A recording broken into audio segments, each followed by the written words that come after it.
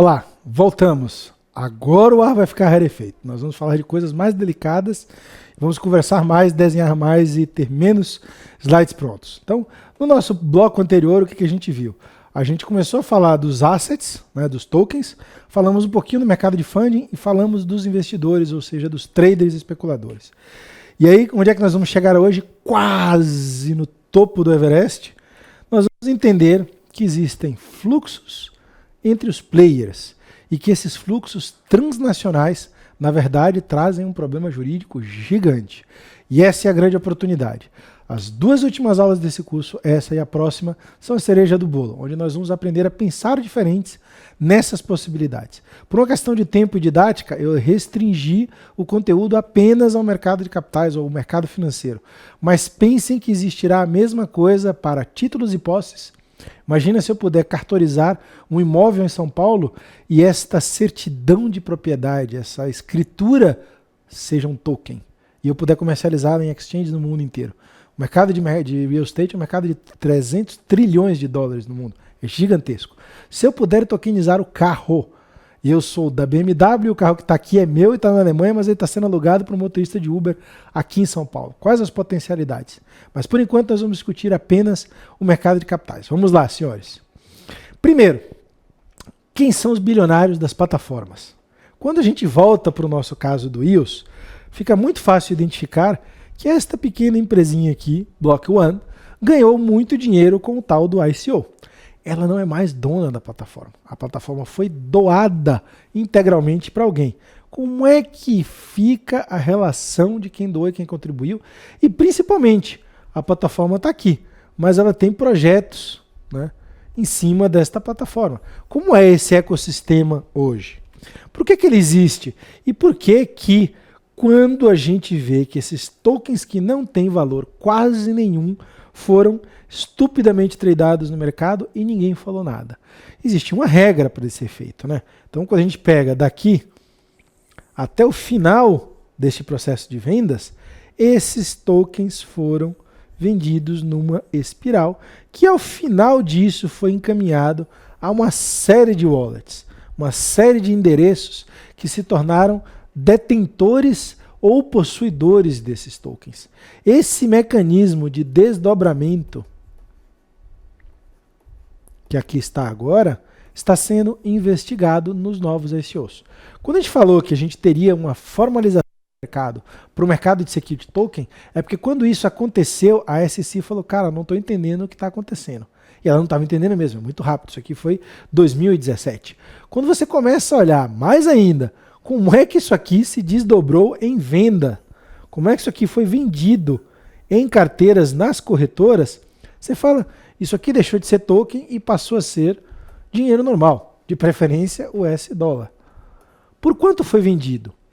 Na tesouraria de quem ficou? É uma pessoa física ou uma pessoa jurídica? Se é uma pessoa jurídica, está em que jurisdição? A Block One é uma empresa americana e essa venda que está aqui aconteceu numa empresa que fica em British Virgin Islands ou outro lugar da vida? Então, como é que eu lido com todas essas coisas? Essas discussões estão apenas começando. De uma certa forma, todo mundo que trabalha no mercado ficou bastante interessado apenas no ganho financeiro. E quando a gente começa a olhar a outra derivada, que é esta palavrinha aqui, ó, fundação.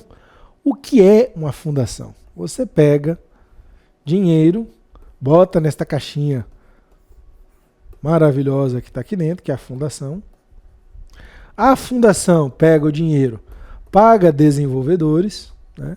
Os desenvolvedores entregam código de volta para a fundação. E a fundação entrega este código para a comunidade. Este é o processo normal e formal. Foi assim que o Ethereum foi feito. Foi assim que o Tezos foi feito e tal. Mas e daí? Quem são os owners desses tokens? Lembra daquele formulário de tokenomics que a gente fez lá atrás? Quando você pega isso aqui e o dinheiro veio para a fundação, mas a fundação tem apenas 30% dos tokens e os outros 70% estão em nome de outras pessoas, como fica esta situação? Não sabemos. Por isso que a gente fala que são os platform billionaires.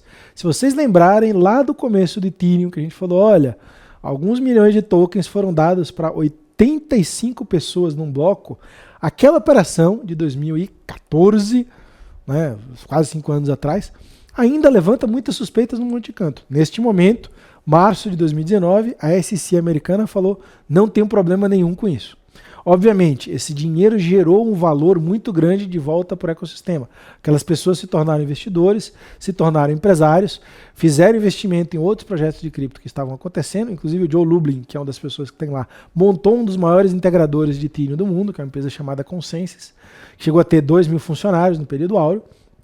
E esta questão da plataforma é hoje uma discussão muito grande dentro do sistema jurídico. Por quê? É uma maneira de captar dinheiro que não se sabe como, ou seja, eu posso fazer um airdrop e eu não preciso fazer no customer. Ou no caso da venda do site, a coisa foi sofisticando. Não, agora você precisa pedir o passaporte porque não pode vender para americano, etc. Mas se inventarem uma outra maneira, tipo o Exchange Issued Initial Offering, que a gente viu na aula anterior, como é que vai ficar esse controle?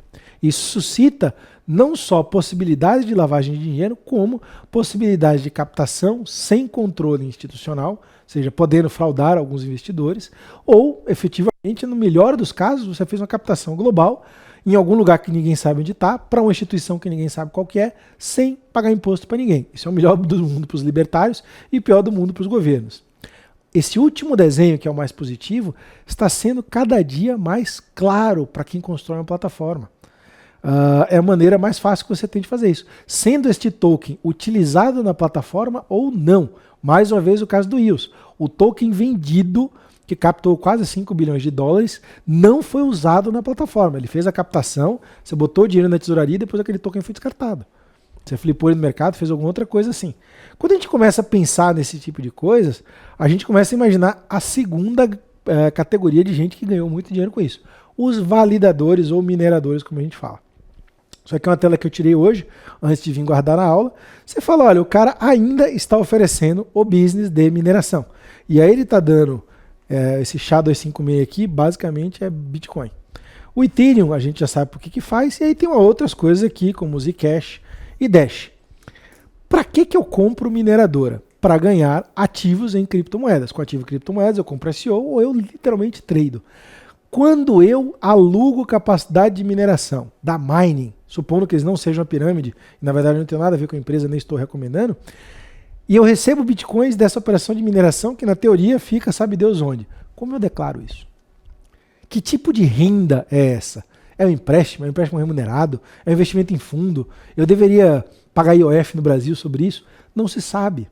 Neste momento, este fluxo está em aberto em quase todos os lugares do mundo e aqui no Brasil vai ser novamente discutido no Congresso. Por isso que aquela lei que eu mostrei lá na aula bem anterior, na aula número 6, que é a aula que fala de como os governos olham isso, aqui no Brasil, o deputado Áureo, se eu não me engano, agora março de 2019, está colocando na tramitação criptomoedas e tokens como elementos separados para serem discutidos. E aí a gente olha para isso e fala, cara, o que é uma operação de mining? Uma operação de mining é basicamente um cara que está numa caixinha qualquer da vida, plugado em várias redes públicas, aqui pode ser BTC, aqui pode ser o Ethereum, aqui pode ser o Zcash, aqui pode ser o Dash, só para falar de algumas moedas, e esse cara trabalha para essas redes. Essas redes por si só são redes. Não tem dono, é um software, não tem CNPJ, não tem nada. Este cara aqui, com sorte, ele é uma empresa. E ele vende isto para outras empresas, ele pode vender isso para fundos, ele pode vender isso para empresas, e ele pode vender isso para pessoas físicas. Eu já fiz parte de um mining pool como pessoa física. Aonde vem dinheiro para cá, paguei dólar, e vem cripto para o meu lado. Né? Quando vem US dólar para cá, vem cripto para o lado de cá. Que operação é essa? Fiscalmente falando, o que nós estamos tratando? Não sei.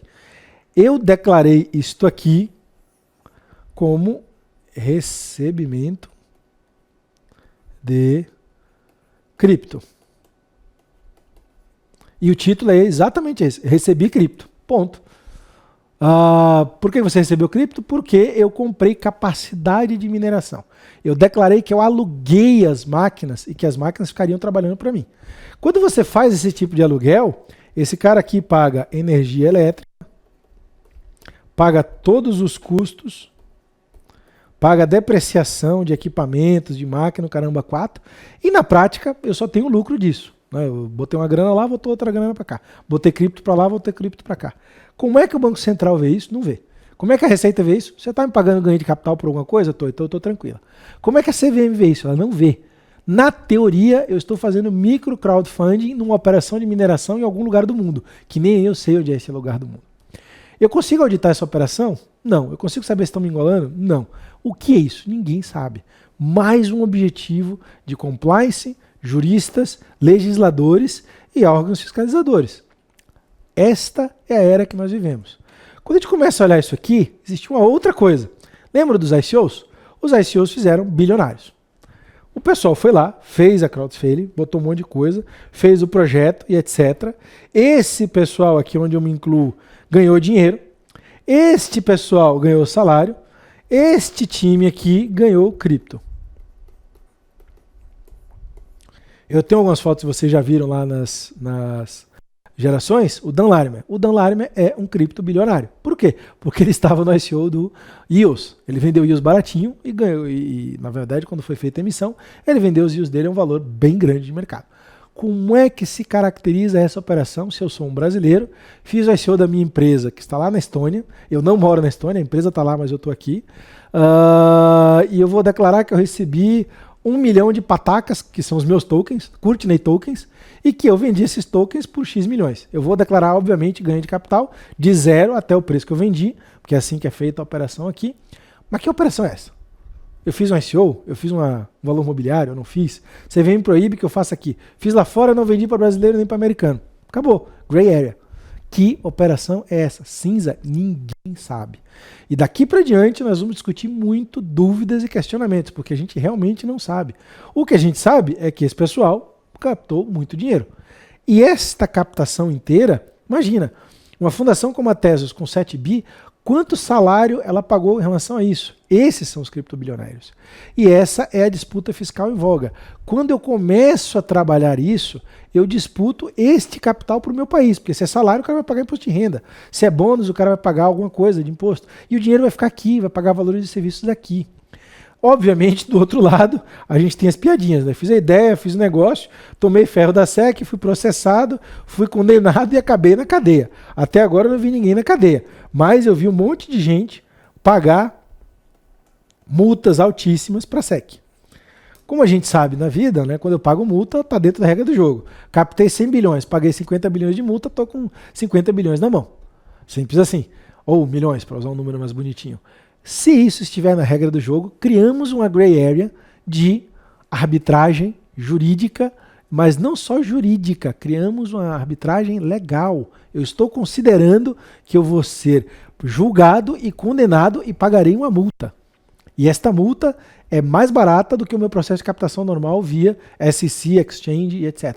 Que área é essa? Não sabemos. Uma gray area. Quando a gente começa a andar e navegar e ver o que a SEC está propondo, ela não está propondo. A SEC está tentando levar tudo que ela se ICO para o atual mercado de IPOs. E isso trouxe uma outra linha de pensamento, os VCs. O que é um fund manager dentro de uma estrutura de venture capitalist? Um VC é um cara que tem uma série de LPs, que é o Limited Partners. E Limited Partners tem pessoas do lado de cá, geralmente pessoas muito ricas, ou outros fundos que falam, cara, vamos constituir um fundo. Esse fundo vai investir em 1.000 empresas, 999 vão dar 0 e uma vai dar 100 vezes o que este fundo botou nela. Consequentemente, eu vou ganhar em relação ao fundo 10 vezes ou 100 vezes o meu capital investido e eu vou devolver para essa galera aqui. No período de quanto tempo? Mais ou menos uns 10 anos. Quando você olha para isso, você fala, cara, qual é o risco do VC? 0. Ele tem que retornar daqui a 10 anos alguma coisa. E se ele não retornar? A palavra V quer dizer venture, ou altíssimo risco. Pensa no Cristóvão Colombo pegando dinheiro da rainha para chegar na América. Que era a pior coisa que podia acontecer para a rainha, o Colombo não voltar nunca mais, né? Ir para a África, ir para outro lugar ou morrer afogado no meio do mar. Esse é o espírito do VC. Os VCs hoje atuaram basicamente em empresas estabelecidas e processos de IPO. Começaram a entrar no mercado de ICOs e STOs em 2018. Então, este mundinho aqui tende a crescer muito doravante. Como é que um VC faz isso no mercado desregulado com todas essas áreas cinzas? Não sabemos. Mas esse pessoal tem que saber como se posicionar. E aí a gente volta para a última categoria. Das 2.000 exchanges, eles ficaram bilionários. Esse pessoal aqui, ó, da Binance, que é a maior exchange hoje, nasceu em 2017. E é surreal porque em 2017 eu falava, não montem um exchange, já tem 1.000 exchanges no mundo, não tem mais espaço para nada. Os caras vieram, montaram um exchange no Japão, depois foram para Singapura, depois não sei onde estão hoje, se estão em Malta, se estão na Bermuda, se estão em algum lugar, cresceram pra caramba. Março de 2019 são a maior corretora de criptomoedas do mundo. E agora eles estão fazendo ICO dentro deles, aqueles Exchange Initial Offering, um dos maiores é o da Binance. Que business é esse? Não é só compra e venda de cripto. Eles têm fundo, eles têm stablecoin dentro deles, eles têm conta corrente em vários lugares, eles investem em startups, eles têm laboratórios de aceleradoras. Você pode ter uma aceleradora e uma startup e você é exchange que está vendendo token dessa startup para os seus clientes. Peraí, tem conflito de interesse nisso? Será? Se a Bovespa tivesse uma aceleradora de startup e ela mesma fosse a pessoa que faz o IPO dessa startup sem regulação, existe algum conflito? Novamente, gray area. Não tem nada contra, mas também nada a favor. E isso é a nossa grande observação. A gente vai ver um pouco depois das operações com os exchanges a quantidade de coisa que pode dar errada nisso. Mas quando a gente olha para outra categoria, que são os gestores de fundo mesmo, e não os VCs, o que é um fund manager, que é o Dima e a galera lá dentro? Esse cara pega cripto, bota em algum lugar, devolve cripto. Vem cripto para cá, vamos imaginar que isso aqui seja uma pessoa física. E ele cobra uma taxa, ou seja, um percentual, que pode chegar, e acreditem ou não, 50% de tudo que eu te devolver como lucro lá para dentro. Esse business tem legislação? Esse business tem alguma regulamentação no Brasil? Não. Existe uma empresa chamada Atlas Quantum, que é de amigos meus, que opera super tranquilamente, tem quase 160 mil clientes e a CVM, ou o Banco do Brasil Central, não pode fazer nada. A sede da empresa é fora daqui, ela recebe Bitcoin, trada Bitcoin, promete entregar ganhos em Bitcoin, estou te pagando 5% a mais em Bitcoin por mês, ou 10, ou 15, ou 0, ou 1, e entrega Bitcoin. Você só deposita Bitcoin e só saca Bitcoin. Que operação é essa para o Bacen? Nada. Que operação é essa para a CVM? Nada. Não está aqui, não está prometendo nada. Está prometendo ganho em Bitcoin. É uma empresa que opera com robôs de trading. Como é que esses caras ganham dinheiro? Com a taxa de administração. Exatamente igual a um fundo de administração qualquer. E é por isso que neste momento nós estamos aqui, ó, nos últimos 100 metros da nossa escalada. O ar está absurdamente rarefeito. Nós não temos mais limite para erro. Errou aí, ou você morre, ou você termina a escalada. E esses fluxos entre somente players financeiros, sem falar de nada que envolva Polícia Federal, fraude, lavagem de dinheiro, nem nada, já dá pano para manga e trabalhos e debates para um monte de gente. Existem teses jurídicas importantes defendidas em lugares interessantes, como Singapura, que prova que eu não devo pagar imposto sobre as minhas crypto operations, porque eles não são meus. Eles estão na nuvem, porque eu tenho um risco de 100%. Se a plataforma onde esse dinheiro está deixar de existir, eu perco tudo. E porque não tem preço oficial, isso é só uma tulipa, né, dentro do mercado. Alguns países não entendem assim, mas também não fizeram nada diferente. A Itália, por exemplo, você não tem imposto sobre cripto. Por quê? Não sei. Como é que a Itália ganha dinheiro? Não sei. Que área é essa onde esses fluxos entre empresas e pessoas físicas e fundos e entidades que no mundo real são tão regulados pode existir sem nenhuma regulação? Essa terra sem lei, esse Wild West, como a gente fala dentro do mercado financeiro. Como é que as empresas fortemente reguladas estão entrando nele agora? E principalmente, qual é o papel do sistema jurídico, do sistema regulatório e do sistema legislativo em relação a isso? É uma gigantesca oportunidade ou uma gigantesca ameaça? A gente se vê no próximo bloco. Até já, gente!